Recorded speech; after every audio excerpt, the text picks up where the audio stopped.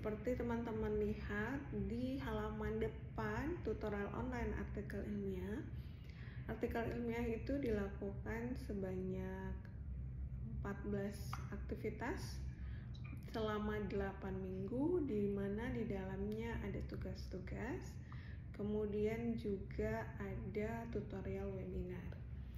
Nah, yang perlu teman-teman pahami adalah tugas-tugas dan tutorial webinar ini berbentuk bimbingan, jadi bantuan kepada teman-teman supaya proses penyelesaian penulisan artikel ilmiahnya itu terarah dan dilakukan secara bertahap dan konsisten gitu. Jadi sekali lagi diharapkan tugas-tugas itu tidak menjadi beban, tapi justru menjadi penyemangat karena ternyata saya dipantau, diminta progresnya begitu sampai nanti jadi produknya dalam bentuk artikel ilmiah. Oleh karenanya saya ingin menegaskan dan memberikan mindset dulu ya, maksudnya pola pikir ya teman-teman. Jadi karena ini berbentuk produk, mata kuliahnya adalah berbentuk produk, yang perlu diketahui dan dipahami bersama adalah apa alasan kuatnya dari diri teman-teman. Kalau nggak punya alasan kuat nggak bisa gitu ya. Kemudian kalau kita sudah punya alasan kuat tuh maksud gini, saya sudah semester 7, saya sudah semester terakhir banget, kayaknya saya harus menyelesaikan ini daripada menjadi hutang untuk semester berikutnya. Nah, itu harus dari teman-teman sendiri. Bagaimanapun baiknya materi, bagaimanapun bagusnya sistem yang dibuat, jika dari internal kita tidak punya waktu untuk menyelesaikan, maka tidak akan lulus untuk mata kuliah ini. Nanti yang rugi teman-teman juga.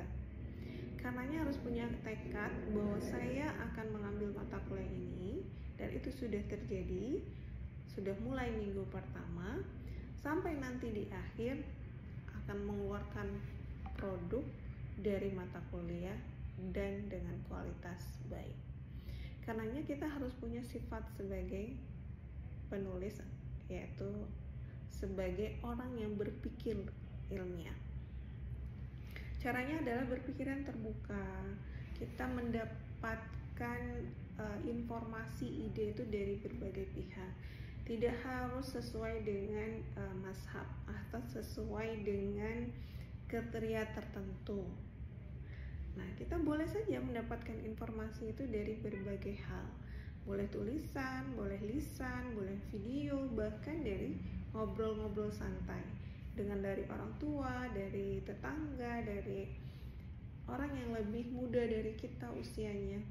Tapi kita kaitkan dengan substansi prodi masing-masing. Itu yang paling penting. Jadi kita harus memiliki berpikiran terbuka terlebih dahulu supaya ilmu atau info itu masuk. Kemudian rendah hati, itu paling penting juga. Jangan sombong, jangan merasa paling bagus, paling tinggi, paling kuat ilmunya, yang lain tidak.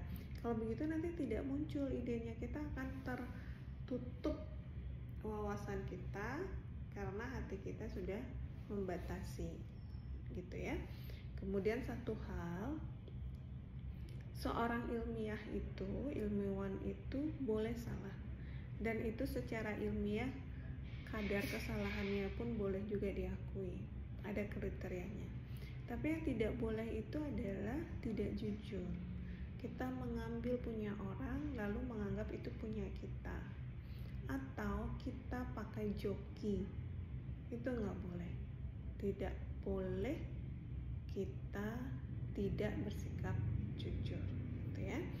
Jika terjadi kesalahan nggak apa-apa, perbaiki. Kemudian tekun, konsisten. Nah, tugas-tugas serta web itu untuk melatih diri tekun karena terjadwal. Karena ini artikel ilmiah, maka prosesnya adalah penulisan. Yang perlu teman-teman ketahui juga, ide penelitian itu tidak sekedar kita tunggu, kita bersemedi lalu menerawang, itu boleh kalau mau nyamannya seperti itu. Tapi tambahlah dengan proaktif kegiatannya, dicari, ya. Bahkan ide penelitian itu ditumbuhkan. Caranya adalah dengan mengamati. Kalau ada masalah baru, contoh pada pada masa COVID kemarin, COVID itu menjadi masalah baru bagi hampir semua warga negara di belahan dunia. Nah, masalah baru itu kita gabungkan dengan metode lama. Itu menjadi satu ide artikel ilmiah.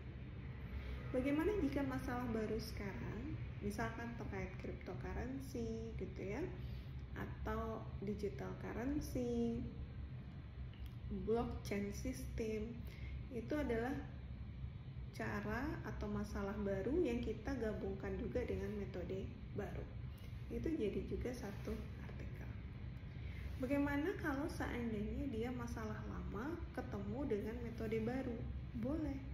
Ada masalah-masalah klasik, bagaimana terkait optimasi, bagaimana terkait penyelesaian alur atau jalur terpendek dalam distribusi. Itu kan masalah yang lama. Bagaimana cara kita mempersingkat antrian, itu masalah yang biasa kita temui. Lalu kita tambahkan metode baru, itu muncul lagi satu ide. Ada teori yang sangat lama, apakah teori tentang himpunan, apakah teori tentang himpunan fuzzy atau himpunan Cripps. Kita gabungkan dengan praktisnya sekarang, ambil data terkini, ambil lalu diolah data itu dengan menggunakan teori-teori lama. Boleh, jadi lagi satu ide. Udah berapa berarti idenya? Udah 4 ya. Nah, cara yang kelima gimana? Teori yang lama itu digabungkan dengan teori baru.